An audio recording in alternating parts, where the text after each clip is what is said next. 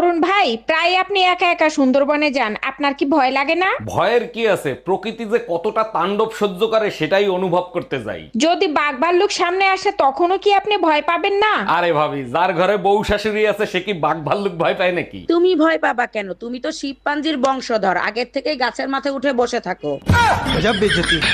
ঠাকুরপো, কই তুমি? শিগগিরই এদিকে একটু আসো তো।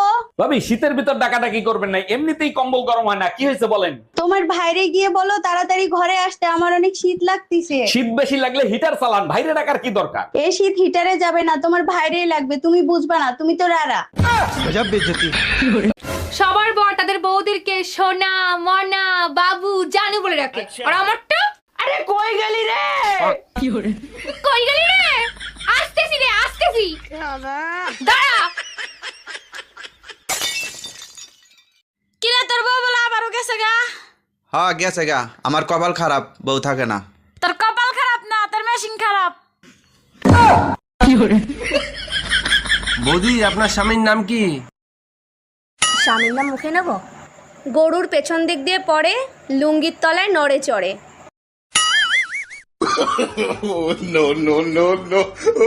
ও গোবর্ধন। তুমি সকাল বেলায় রান্না করো, রাইতে করো না, এক বেলার তরকারি কিন্তু ভালো লাগে না। তোমার মনে চাইলে খায়ও দুগানা, মন চাইলে নাই। এক বেলায় তো রান্ধি, তোমার কপাল ভালো তাই। ম্যাডাম, আপনাকে অ্যারেস্ট করা হচ্ছে। কেন, কোন অপরাধে? আপনার কাছে জাল নোট ছাপানোর যন্ত্র পাওয়া গেছে। তা জাল নোট কি পেয়েছেন? না, জাল নোট তো পাইনি। খালি যন্ত্র থাকলেই আমি অপরাধী? হ্যাঁ, যন্ত্র থাকলেই অপরাধী। আমিও আপনার নামে রেপ কেস দেব। ও মা, কেন? আপনার কাছেও রেপ করার যন্ত্র আছে।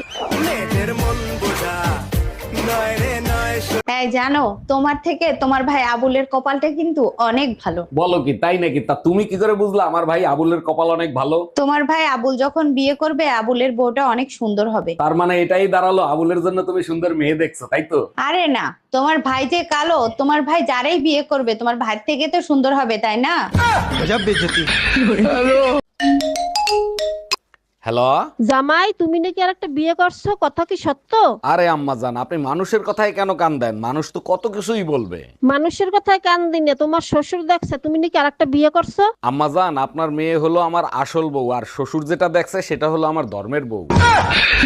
এই আজকে এত রাত হলো কেন? কোথায় গেছিলা? ওয়াজ মাহফিল শুনতে গেছিলাম। ও আচ্ছা, তা হুজুরেরা কি বয়ান দিলো আর তুমি কি শিখলা? হুজুররা বলল জীবনে এমন কাজ করেন আপনি মরার পরেও যাতে আপনাকে সবাই মনে রাখে। তাইলে সেরকম কাজ করো, তুমি মরার পরেও যাতে তোমারে সবাই মনে রাখে। সে কাজ আমি অনেক আগেই করে রাখছি, এলাকার সবার কাছ থেকে ধার নিয়ে রাখছি, সারা জীবন মনে রাখবে।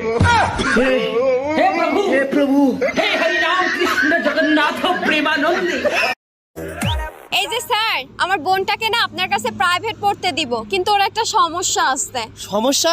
আর কি সমস্যা? আমার কাছে কোনো ব্যাপারে না, সব সমস্যা সমাধান করে দেব। ও না করে বলে।